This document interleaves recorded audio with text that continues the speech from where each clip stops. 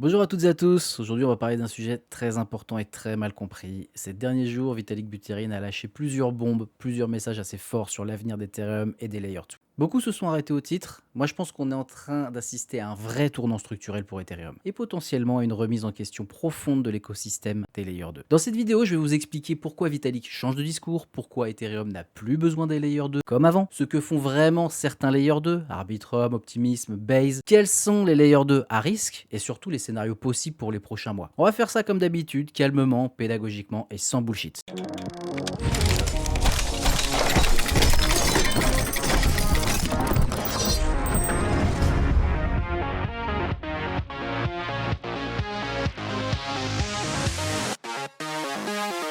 Au passage, si la vidéo t'aide, pense à liker et à t'abonner, ça soutient énormément la chaîne et ça nous fait toujours plaisir. Allez, petit rappel rapide avant de commencer. À l'origine, les Layer 2 ont été créés pour une raison simple. Ethereum était lent, Ethereum était cher.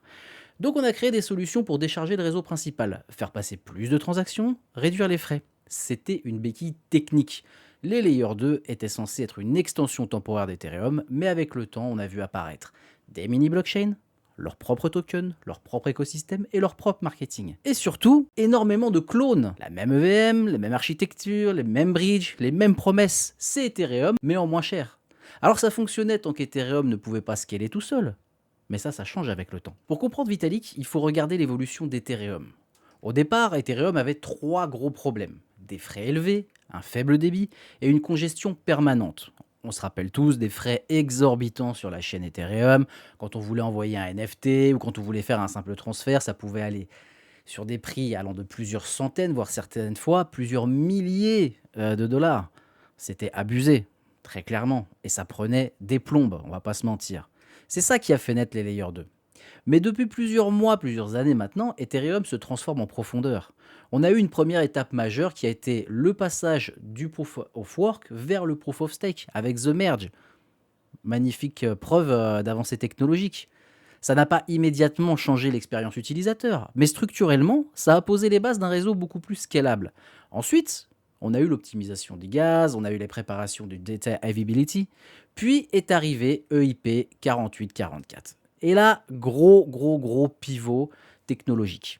Les rollups peuvent publier leurs données beaucoup moins cher, et Ethereum commence à absorber lui-même une partie du scaling. Et là, on rentre dans la phase suivante maintenant. On a une augmentation progressive des limites de gaz, on a une amélioration du throughput natif, on a une préparation de vérification des ZK directement sur la layer 1 et de l'interopérabilité. Autrement dit, Ethereum est en train de devenir lui-même une machine à scaler, et c'est exactement pour ça que Vitalik change de discours. Le plan initial, c'était quoi? C'était Layer 1 égale sécurité, Layer 2 égale performance. Mais en ayant résolu le fameux trilemme de la blockchain comme annoncé, aujourd'hui Ethereum fait l'ensemble. Donc la vraie question devient, si Ethereum est rapide, peu cher et sécurisé, à quoi vont servir les dizaines et dizaines de rollups qui sont identiques? Et là, on comprend enfin son vrai message. Les Layer 2 ont été créés pour compenser une faiblesse d'Ethereum. Cette faiblesse est en train de disparaître. Vitalik le dit clairement, les Layer 2 ne peuvent plus se contenter d'être des simples copies ou des pâles copies d'Ethereum moins chères. Ils doivent trouver une vraie valeur propre. Privacy, une ultra faible latence, non EVM, des cas d'usage spécifiques ou encore de l'infra-institutionnel. Sinon, ils deviennent remplaçables. Et c'est pas une critique gratuite, c'est juste une conséquence logique de l'évolution d'Ethereum. On va regarder trois gros Layer 2 qui, à mon sens, ont quand même beaucoup de chances de survivre à tout ça. En premier, on a Arbitrum. Arbitrum, ça pousse Stylus, d'accord? Donc, on a les langages de programmation dessus, on a le WASM qu'on peut utiliser en Rust, en C, en C++. Là, c'est un peu plus technique, mais on pourrait y revenir dans une autre vidéo. Et enfin, sur Arbitrum, on a Orbit qui permet de créer des app chains. Il se positionne plus juste comme un Layer 2, mais comme une plateforme infra pour builder. Ensuite, on a Optimism. Optimism, ça développe l'OpenStack et la Superchain. C'est un framework multi-chain. Ils avancent sur la décentralisation avec les fault-proof. Leur vision, c'est un écosystème standardisé, pas un simple roll-up. Enfin, on a Base. Base, c'est différent. La vraie force de Base, c'est pas vraiment la techno pure. C'est Coinbase. On a une distribution massive de l'onboarding utilisateur, on a de l'accès retail. Base va jouer la carte produit adoption grand public. Maintenant, soyons concrets. Aujourd'hui, il y a trois types de Layer 2. Il y a ceux qui ont une stack, ceux qui font de la distribution et les autres. Les survivants probables à cette évolution, Arbitrum, parce qu'on a du stack technique, Optimism, le framework multi-chain, Base, l'adoption massive. Il y en a bien d'autres, mais je vais vous citer que ces trois-là pour la vidéo. Maintenant, on va regarder des layers à risque élevé. Bon, je ne dis pas qu'ils vont disparaître demain matin, mais structurellement, je les trouve très fragiles. En premier, on a Linea.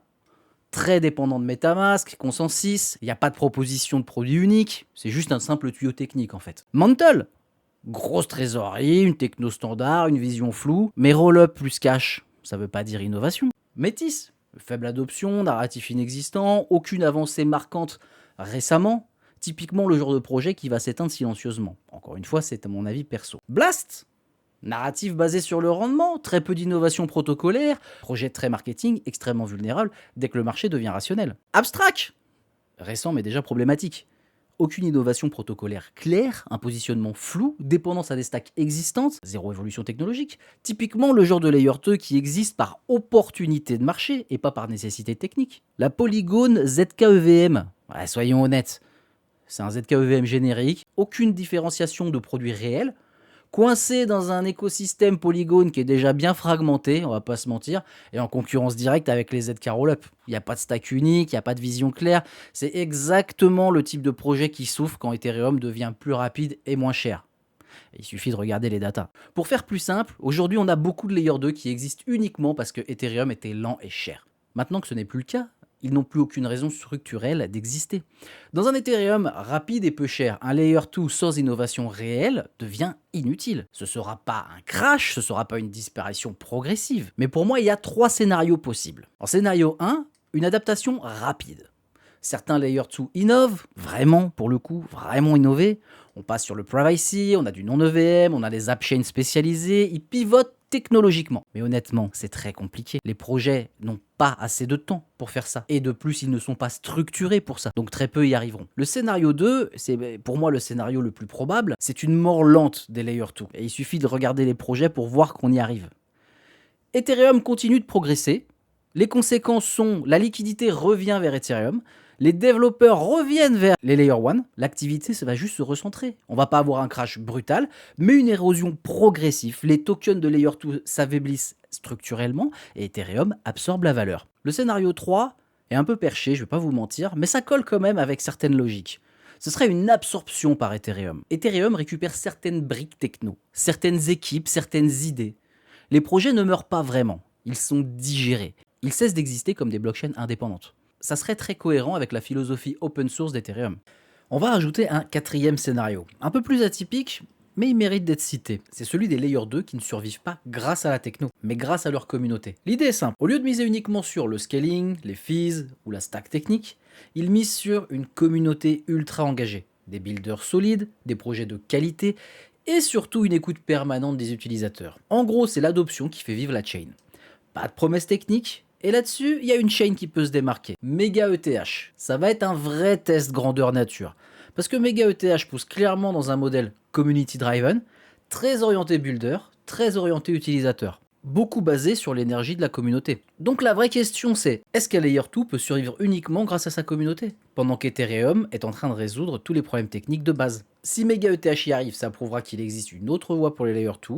Si ça échoue, ça confirmera que sans différenciation technique forte ou distribution massive, la communauté seule ne suffit pas. Mega ETH va servir de laboratoire vivant, c'est le crash test du modèle Layer 2 porté par sa communauté.